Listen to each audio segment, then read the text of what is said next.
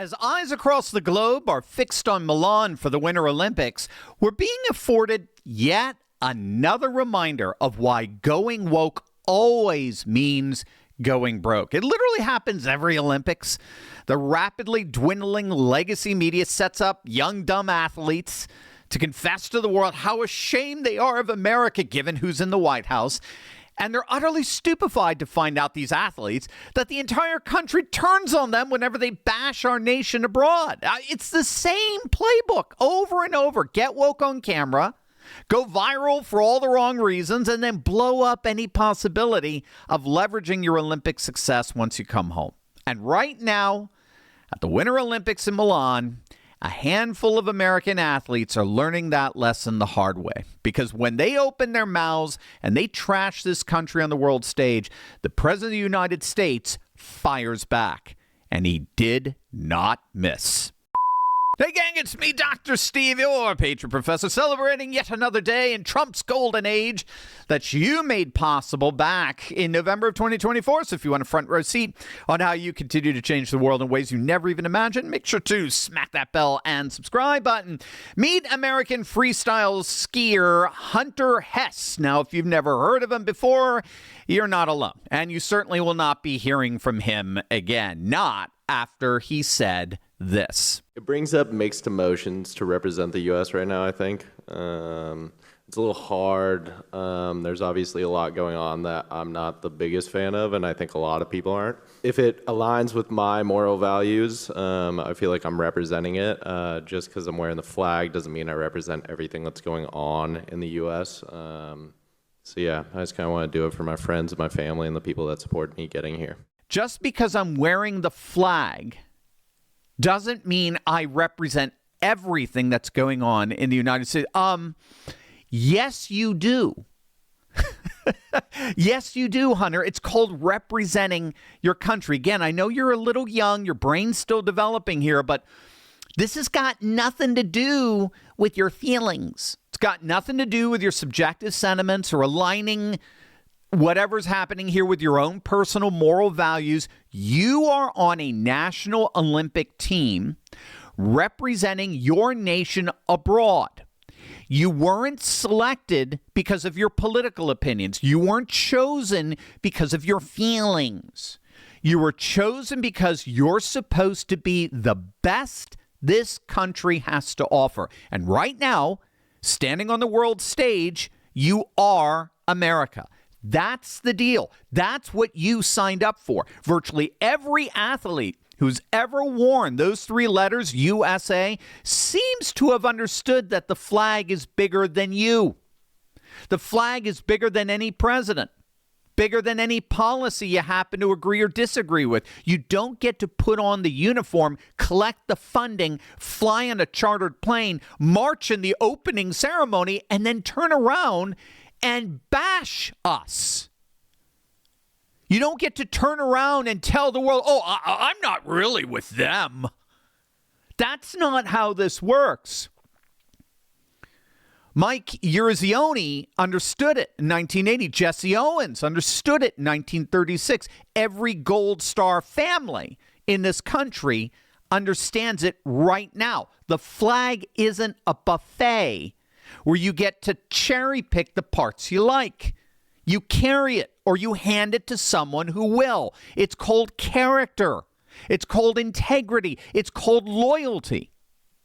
And Hunter certainly got called out by none other than the president himself. He took to Truth Social, and Trump wrote, quote, U.S. Olympic skier Hunter Hess, a real loser, says he doesn't represent his country in the current Winter Olympics. If that's the case, he shouldn't have tried out for the team. And it's too bad he's on it.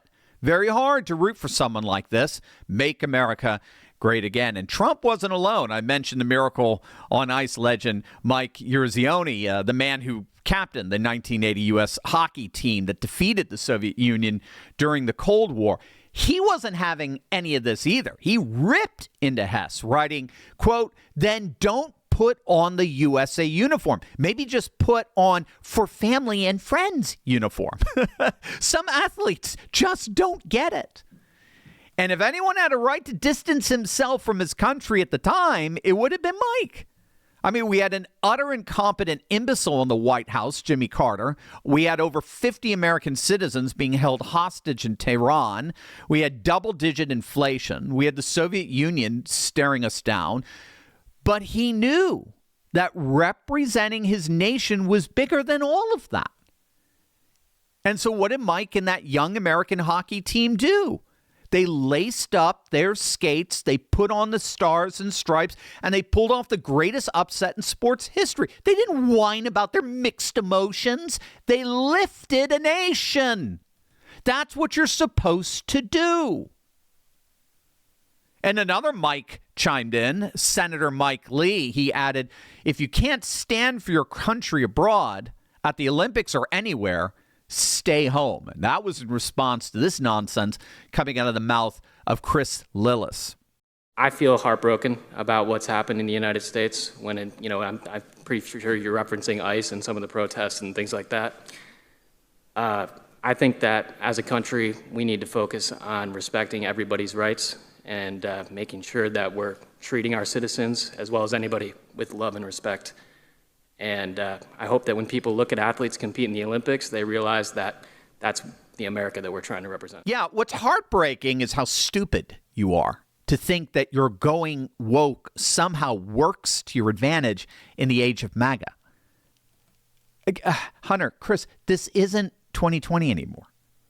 Guys, it's not. An auto pen isn't napping in the White House right now. The world is changing. And it's becoming more nationalist, populist, traditionalist, everything you're not. But I'm going to be honest with you, seriously. I think these activist athletes are just pawns. They're useful idiots in a far more sinister game that's being played here by far more nefarious actors. And I'm going to show you how President Trump has already announced checkmate. Now, did you know that Alzheimer's isn't waiting for old age anymore? It's spreading, it's accelerating, and it's showing up decades earlier. Early onset dementia and Alzheimer's are on the rise. Reports show a 373% increase in diagnoses among 30 to 44-year-olds and a 311% increase in 45 to 54-year-olds in the United States in recent years. But when doctors attempt to treat these brain diseases, they often focus on medicating the brain itself, addressing symptoms like Band-Aid rather than solving the root cause. Alzheimer's disease is driven by chronic inflammation and oxidative stress, which damages brain cells and triggers the buildup of toxic proteins. Now, these same destructive processes fuel neurodegeneration, cognitive decline, and even increase cancer risk, yet they're rarely the primary target of treatment. The root cause of many brain disorders is found in the gut microbiome. Groundbreaking research now links gut bacteria directly to Alzheimer's disease and shows that what we consume plays a defining role in not just cognitive but overall health as well. Numerous studies suggest that the number one thing you can do to combat these chronic diseases is to consume kimchi. There's so many bioactive compounds in kimchi that have been found to improve cognitive and memory function by targeting amyloid beta. That's the main sign of Alzheimer's disease that forms those sticky plaques in the brain. Notably, these same protective mechanisms are linked to reduce cancer risk with kimchi's ability to suppress carcinogen activating enzymes. So that's why Brightcore created Kimchi One. It delivers all the benefits of real kimchi in convenient capsules. No taste, no smell, and no GMO. 100% made right here in the United States. Today, you can get an exclusive offer by clicking the link below for 25% off your entire order, or for the best deal available, call my friends at Brightcore for up to 50% off plus free shipping. You'll love them. Call them now at 888-597-0233. That's 888-597-0233. Call them right now. Before the games even started, the progressive sycophants in the legacy media already had the narrative preloaded. Politico published an entire piece complete with artists, rendered illustrations of Trump and Vance drawn up as comic book supervillains, framing the Winter Olympics as the world's chance to finally defeat the MAGA movement. I kid you not. The progressives of Politico are arguing that foreign countries now have a moral imperative to defeat American athletes. And they quoted a former Canadian politician saying that if Canada faces Team USA, it's no longer a game. It's life or death. Life or death. Over a freaking hockey game. All because they don't like the president. All because he embarrasses them on the world stage by referring to them as the 51st state and referring to their prime minister as governor. Governor Carney, right?